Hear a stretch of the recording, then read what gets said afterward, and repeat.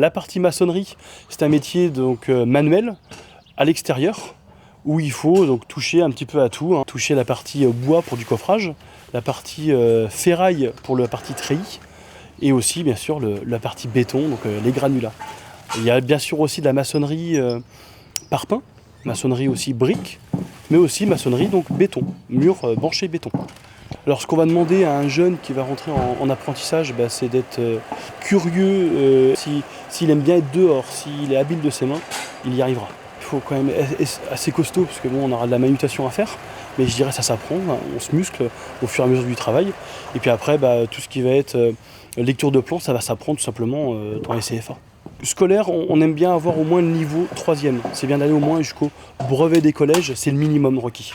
C'est intéressant d'aller jusque-là, puisque la base après, lorsqu'on va passer le CAP, c'est la base de mathématiques, Pythagore, 3, 4, 5, c'est 4e, 3e.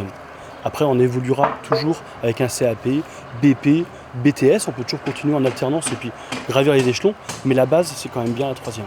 Alors l'inconvénient de notre métier, c'est que quand il pleut, quand il fait froid, c'est assez pénible. Et puis après, les charges lourdes. Mais après, le beau côté des choses, c'est que on est libre, quoi. Pour moi, c'est le plus beau métier du monde, quoi, tout simplement.